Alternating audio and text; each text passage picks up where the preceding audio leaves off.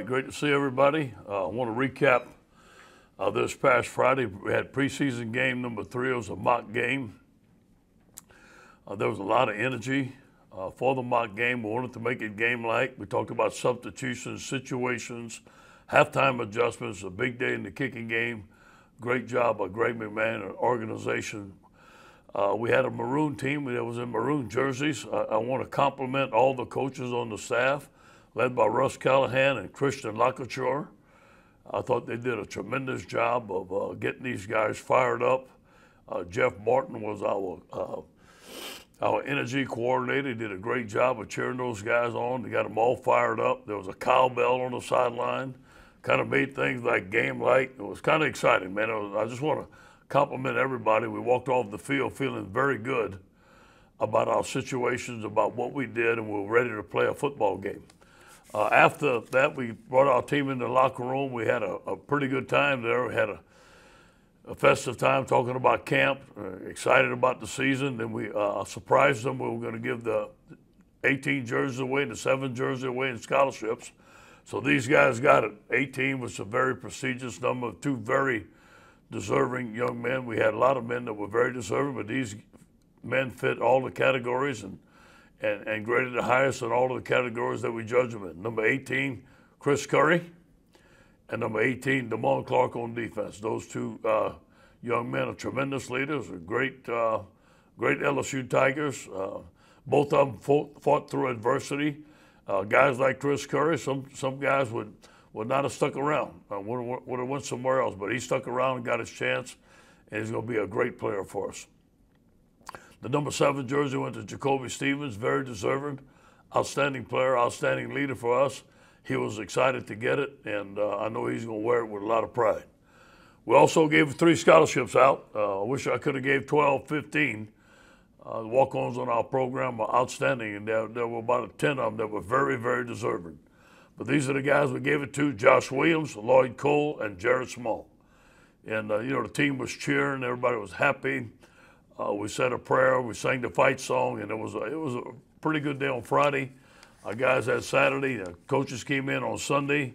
Now it's time to get ready to play Mississippi State. Obviously, on Monday, you can always feel it's game week. There's a little fall weather out there, and 10 SEC games coming up, 1 game at a time.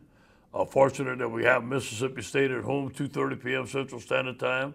CBS TV, I know all our fans will be watching, and those fans that will come, I know they will give a lot of noise and make it as game-like as we possibly can. We're going to have to provide our own energy. We have to play very well.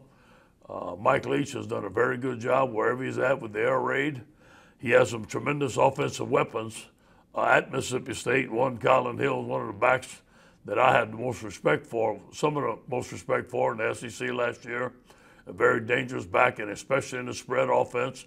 We've been studying his offense at Washington State, and his running backs could hit the hole, could bounce it out, and make people miss. Then we're studying K.J. Costello, transferred from Stanford. We hear he's going to be a starting quarterback. Whether he's a starting quarterback or not, we don't know. Wait till game time, but I think that's going to be him, so we've been studying him. A very good passer, very knowledgeable, very experienced. On defense, Zach Arnett's coming from San Diego State. Very impressive numbers. Gave up 12.7 points per game, was second in the country. He was second in a couple of categories. I think he had a top 5 defense overall.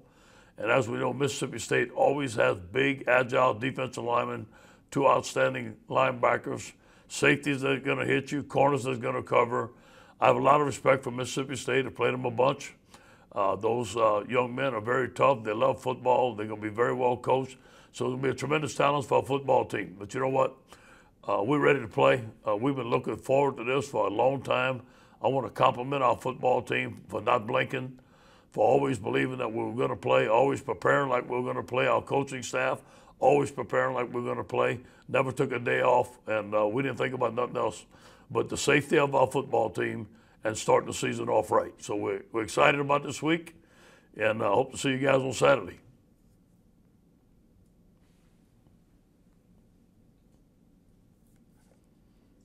Hey, good morning, Coach, or good afternoon. 2 questions. The first one is just a quick one. Do you have anybody that is out for this week due to COVID, and then the second one, we've heard a lot about what Miles Brennan isn't. What is he to you as far as the strengths that he brings to the field? Yeah. We've all said that he throws maybe a better ball than Joe. Do you feel that's accurate? And what are you most looking forward to out of that position? Let me answer the first one without overstating myself. We're currently very low with guys that do have COVID. We're going to test 3 times throughout the week, so things could change, obviously. But right now we're in good shape. We have very few guys that are out because of COVID. I've always believed in Miles Brennan. I think he's an excellent young man. He waited his turn, a lot of respect. Has a strong arm, probably a stronger arm than Joe Burrow had. Can extend plays with his feet, not quite like Joe did. Is learning the offense. I think the spring kind of hurt for him not being with us, for us not practicing with his receivers. But I think he did a good job of catching up during COVID and catching up in the summertime. He was very accurate with the football in all 3 scrimmages. The only thing that we don't know, and I do believe that he's going to do very well, is how he's going to do in the fire. And the only way to know that is put him in the fire. I trust Miles. He's become a team leader. Short passing game is his strength. The deep ball is something that he is very good at, but I think that takes time for him and his receivers to get the timing down, and hopefully we can improve on that throughout the year. Hey, Coach, how you doing? Andrew Doak from CBS in New Orleans. Hope you can hear me okay. Yeah. Kind of going off of that, one thing that stood out to me about Joe Burrow last year was that physically, especially when he would take off and run, he was able to take the physical punishment if he did take those shots. How confident are you that Miles Brennan is at a weight and just a physical standpoint that he can take those hits if it comes to it? When he came to us about $170, I was worried about it. And now he's about 218, so I think that, he's prepared himself. He's got stronger in the weight room. I think he's going to handle it well. He's going to be different than Joe. Joe went to run you over.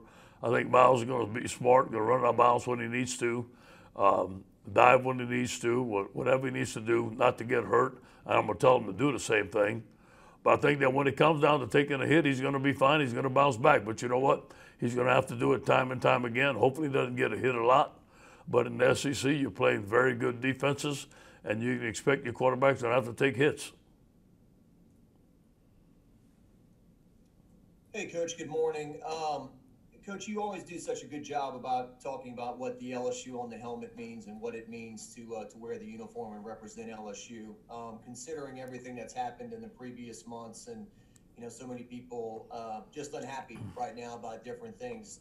When you take the field this Saturday, do you think it's going to mean a little bit more with so many people looking for something to smile about?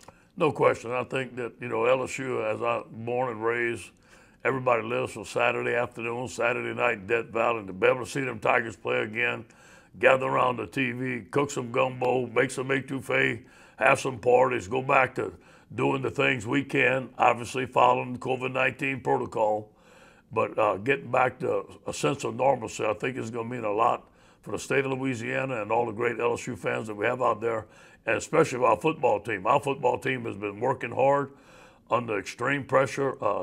Here and they are going to play, they're not going to play, and you got to believe the coach. Hey, we're playing, we're going to compete to play, and they practice. They never skip the practice because of too many COVID guys out or nothing like that. We always kept on marching through, and now these guys are ready.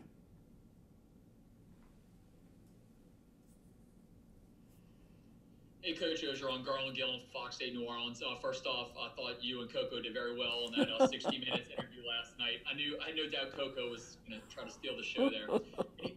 I was reminded watching that again. I know we talked about what happened to USC and you got passed over. And there's other times where you feel like you haven't gotten your due. I know you talk about it as a team, but personally, what is that carrot in front of you right now? What keeps you going? Everybody's got something that they feel somebody's doubting them, and when you're on those jogs and when you're boxing in the gym, what keeps you going every single day that there's some person doubting LSU in your program? I kind of love it. I call it internal fuel.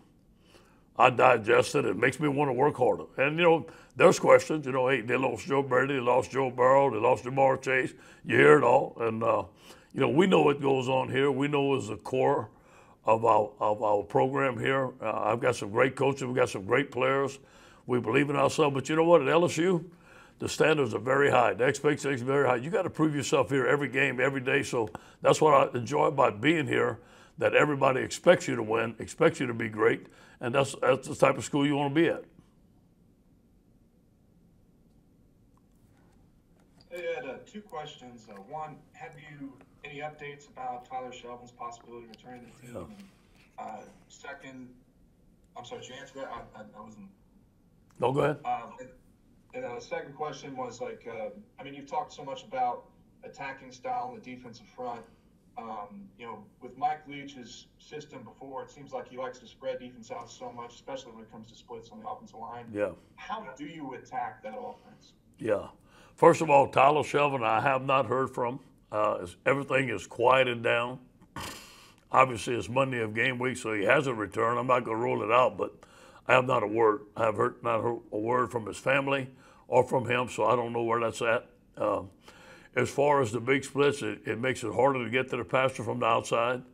It could open up the inside a little bit, but the quarterback gets rid of the ball so fast. They have a lot of screens. They have a run game. They keep you honest. But in order for us to beat Mississippi State, we're going to have to put some pressure on the quarterback and find ways to do that.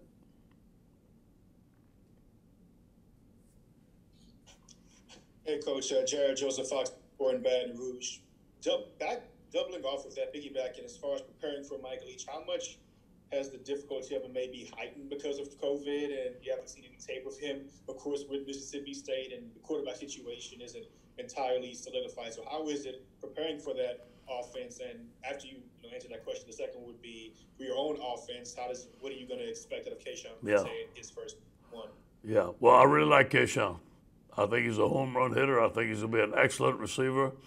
The day that Jamar Chase left, he looked like we didn't skip a stride out there. He was outstanding. And but you know what? He's a freshman, and he's going to have to come along, but he's going to be putting some big shoes. He's probably going to start for us. So I expect him to do a very good job throughout the season and get better throughout the season. The COVID-19 was an advantage for us in some ways, that we wasn't out in spring recruiting, and we were able to game plan all of our teams on our schedule. I think Mississippi State was maybe the 8th game on the schedule, and we had already had game plan them. So you got to look at Washington State for scheme on offense. You got to look at San Diego State scheme for defense, and then you got to look at Mississippi State for personnel. So you're really scouting 3 different teams, so it's 3 times the work. And obviously, Coach Leach has done a great job wherever he's at. He presents a challenge. But I think our guys have a pretty good handle of what we're going to do what they're going to do on offense, what they're going to do on defense and special teams. But just like any first game, there's going to be in-game adjustments. There's going to be new stuff. There'll be new plays. There'll be new defenses. There'll be new personnel. We just got to do a great job of adjusting on the sideline.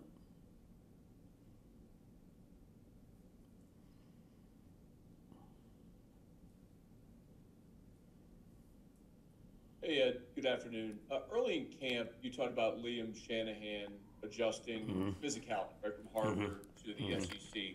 I'm curious what you've seen in that progression throughout camp once pads came on, and especially notably this week because State's got a couple of really big defensive linemen who return. He's done well, surprisingly well. That was my biggest concern. He was going against Tyler, goes against Apu, goes against Joe Evans.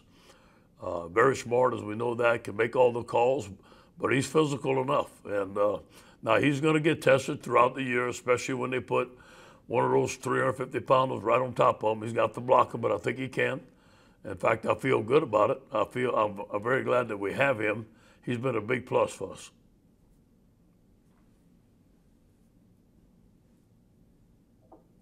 Hey, Coach. Obviously a big part of you guys, defending that air raid offense is going to be the secondary and those cornerbacks in particular.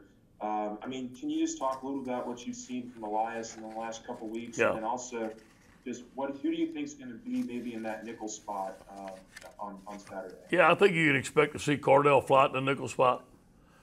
Jay Ward, when he's, if he's 100% healthy, I don't know how much he's going to be able to play this week. Maybe not. He's questionable right now.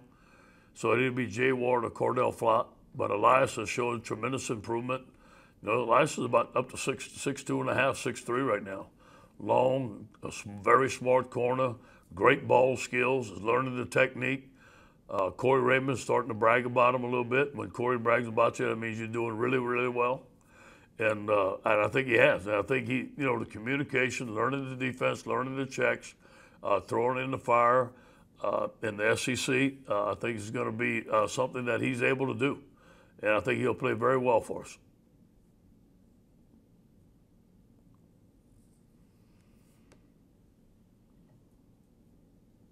Hey, Coach, did Chris Curry have a great chance of starting him, or how do you see that? Yeah, I think Chris is going to be the first back end, but I consider him, Tyron, and John all starters.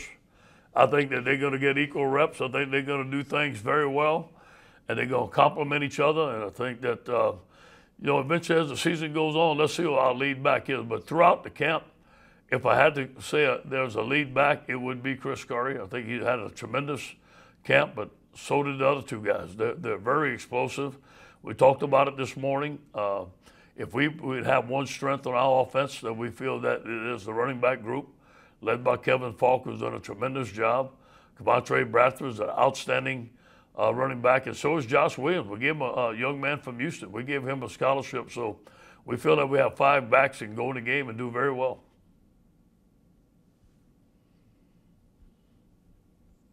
Hey, Ed, the defensive tackle rotation and how that is shaping up with Neil Farrell back.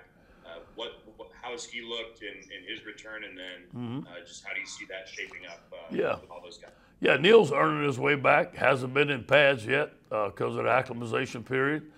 Still has some conditioning to do. Obviously, we all know Neil can play. How fast he returns and how fast he works his way up the depth chart is basically up to him. And he's come back with a great attitude and wants to work. If Neil is in shape and he's working, Neil could perhaps be a starter for us. He's that good. But I can see him starting to get some game reps. I don't know if he's going to be ready. I think Tuesday and Wednesday is going to be some big days for him. But I see Glenn Logan, Apu Ika, and Joe Evans rotating the top 3 guys right there. And then maybe see Sony in there, maybe see Jacqueline Roy in there. So we got some options in there. We got Eric Taylor that can play. So there's a lot of guys that we can put in the game. But I think the top 3 are the guys that I talked about. Yeah, Ed. I was wondering 2 questions. One is Miles Brennan. Does he have the same input or some of the input that Joe had as far as game plans? And secondly, why did you take up boxing? Was it because you're already doing the road work? Well, let me say this. Joe earned his way. I took Joe in the second year. I said, listen, if there's some plays that you want to run, you let me know. Let Coach Ensminger know. If there's some stuff that you don't like, let me know. That's how much I trusted Joe. That was after a year of starting, and that was after a year of leading the team. This is Miles' first year, so obviously he'll have some input. But it's basically a yes sir or no sir right now, and go out in there and do your job. That's it. The reason I took up boxing is I'd go jogging on the river every day, and the guy that coaches me in boxing right now, LJ, was working some guys out. He said, "Hey, Coach, why don't you come try? Why don't you come try?" Well, during COVID, I was by myself a lot. I was home a lot, so I said, you know what? I'm going to take up boxing, and I took up boxing on Sunday, Tuesday, and Thursday night, 2 hours a night, and it filled up my time, and it helped me get in better shape. So that's the reason I took it. I like it. I wish I can keep it up. I can't during the season. Both my sons are doing it right now. It's a very good workout. You ought to try it, Ron. You'll like it.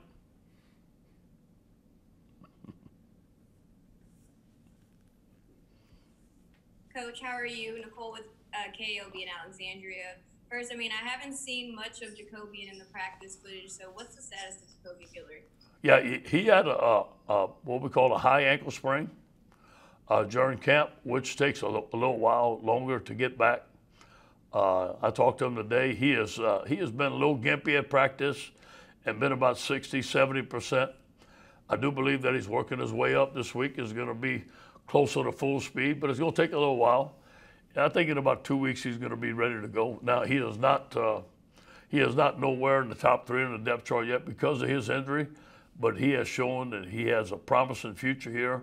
Both him and Jacklin Roy and Eric Taylor, those guys are tremendous players, along with our other freshman defensive linemen. So it's going to take a little while for them. Hey, Ed, Dennis Dodd from CDS Sports. Nice job last night on 60 Minutes. Thank you. What you guys have done begs the age-old question. Is it harder to get to the top or maintain it? Well, obviously right now, being where we at, it seems like it'll be harder to maintain it. I mean, it's just, hey, you got to forget about it. You got to learn what we learned from it, forget about it, let it go. This is a new season. I don't want to put too much pressure on this football team. There's a lot of young players out there. We have a first-year quarterback. I remember when Joe was a first-year quarterback, not everything was perfect all the time, and I don't think everything is going to be perfect. This team last year was struggling against Southeast Louisiana, 10-0 at halftime, and everybody was wondering. So I'm looking forward to obviously winning one game at a time, but getting better and giving these guys a chance to grow and learn each other. Got a new defensive staff. We got a new passing game coordinator. So I think you find out a lot about yourself after the first game. There should be a tremendous improvement. I think you're going to see a team, Dennis, that's going to improve every week, but there's no room for error. I mean, to get where we want to go and to be the type of team we want to be, there's no do-overs. There's no slip-ups. 10 SEC games straight, one game at a time. Hey, Ed, you been pretty high on Ali Gay throughout preseason camp. They'll have him listed as a starter today at defensive end. What did he do to stand out, and what do y'all like about him? I like his range. He's 6'6". He's smart, works hard every day. Very humble young man, wants to learn, physical at the point of attack, a very good pass rusher. He's tall, he's got a lot of batted balls. He had a batted ball for an interception, I think the third play of the scrimmage last Friday. Great young man. Him and Travez Moore are going to anchor down that left end. They probably have equal reps, backed up by Jarrell Cherry, but I think right now that Ali is starting. He has earned that starting position. He knows his assignments. He does well, plays hard. I think he's going to have a great season for us.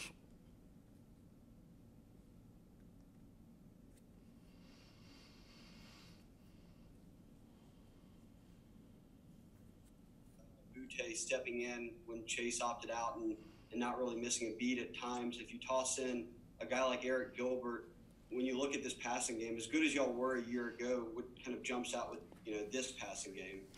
It all depends on what the quarterback can do. And last year, the decisions that Joe made were incredible. And he was a coach on the football field. And then now this year, I think Miles can do the same thing, but those guys got to get their timing down. They got to get used to being under the fire together. Joe had been there a year. It was the second year. These guys' second year together, and it all came. We weren't near as good at the beginning of Joe's career as we were at the end, obviously. I think that we need to be patient, show that these guys are going to improve. But I do believe that Eric Gilbert needs to touch a lot of balls. Terrence Marshall needs to be our lead dog. Keyshawn Butte, those guys are tremendous players. Rayson McMatt, throwing the ball to the back out of the backfield, as many touches as we can get to our best players, put them in space, and let them make plays.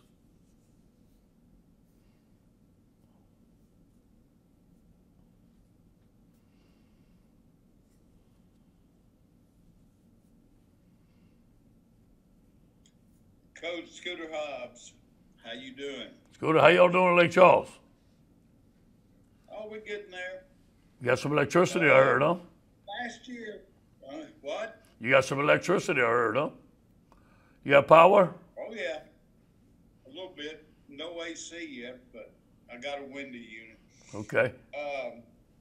That was engineering marvel, getting that thing in. But last year, for all the talent you had that you obviously have to replace, how do you go about replacing the chemistry and the swagger that team had? And are there things coaches can do to get that chemistry in place? I think that's a process. I think it starts with the coaches of us fostering leadership. I think the three young men that I gave the 18 and the 7 jerseys are going to be tremendous leaders for us, along with several other players. We've had several leadership committee meetings, more than I have ever had since I've been coach here, to be able to foster that leadership, to give them a chance to be leaders on the field. But you know what? The only way I think that you earn respect as a leader is to make plays on the field during game day. And I think as the season goes on, and as we're going to face adversity like every team does, somebody's going to have to step up and say, hey, this is what we're doing, this is how we do it, and be the lead dog and go get it done. And obviously we had a lot of guys last year that could do it, and Clyde Edwards-Helaire was one of those guys. The game he had against Alabama was something I'll never, ever forget. And that was a tremendous job of leadership by example, and so was Joe, and so was Justin Jefferson. So we have some guys that I think they can do it, but come game time, they're going to have to do it. Hey, Coach, this is Josh Sibley with Louisiana Gridiron Football. Going back to your nickel play, you've said Jabril Cox is athletic enough to play nickel. Can you possibly see a scenario that you might end up having to play Jabril Cox at nickel? Yeah, the injuries would have to play a factor in that. Hopefully they don't. But we're very thin at corner, and we're glad we got Darren from Nicholls State. Now, he just started, and we think that he can play for us. We know he can play for us. And but it's going to take a little while for him to get used of it. Jay Ward is not 100% yet, so it all depends how fast he can come back. But I think we'd have to be down to maybe our third nickel for him to go in there. And we like him at linebacker. We don't want him to have to play nickel, but if he has to, he could.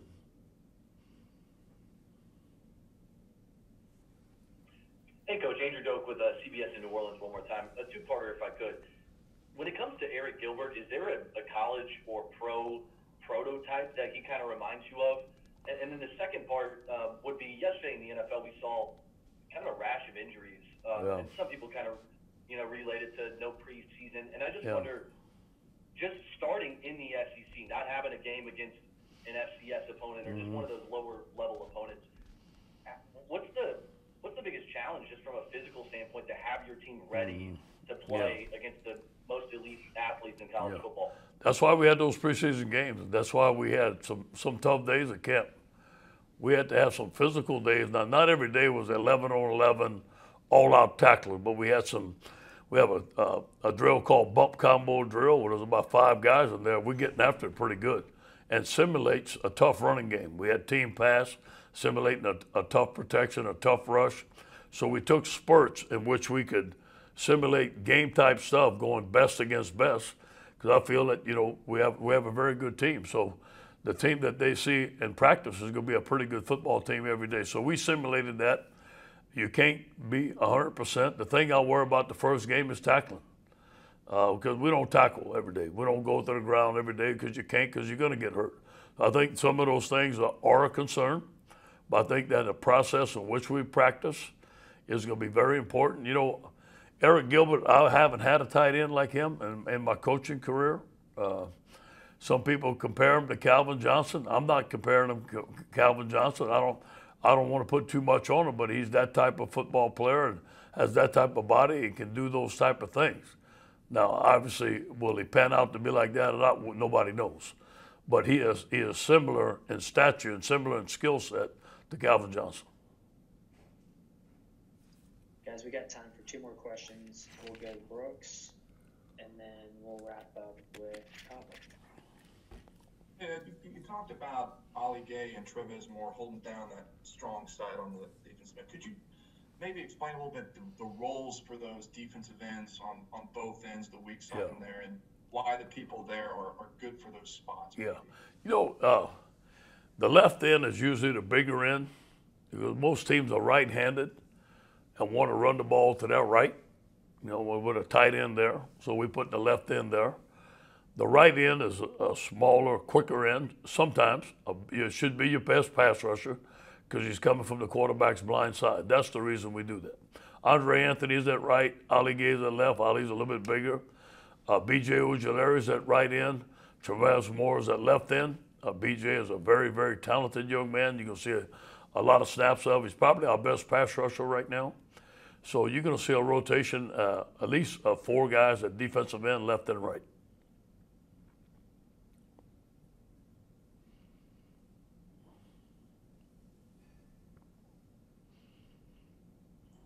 Sorry, Coach, I'm fielding texts about questions that people aren't going to get to ask. So I got a couple then, I guess. Is there anything that you're unsure about, whether it be roster or teams or anything of that area that you're trying to button up this week? And then finally, anything different as far as the way you guys are going to run things on the sidelines or in the press box because of COVID this year? Yeah. Well, first of all, this week, I want to start from scratch. We've been game planning last week. We game planned against Mississippi State, but I want it to be all new, all fresh this week, man. Going through the process. This is our first game week. Tell the truth Monday, competition Tuesday, turnover Wednesday, no repeat Thursday. We haven't had a focus Friday yet because of the time allotments and the practice allotments. So it'll be our first focus Friday. We haven't gone to the hotel yet. We haven't done the Tiger Walk yet. All that stuff. So I want to make sure all that stuff goes smooth. Preparation is smooth. And, the sidelines, obviously we're going to wear a mask. There'll be a lot less people on the sideline. We're going to try to practice social distance as much as we can. Obviously that's going to be a challenge, no question. But I think as far as the play calling, as far as the guys in the box, the guys on the sideline, everything's going to remain the same. We want to make sure that everything remains the same as well for our players so they can be comfortable in their environment. Okay, thanks everybody. That's it for today.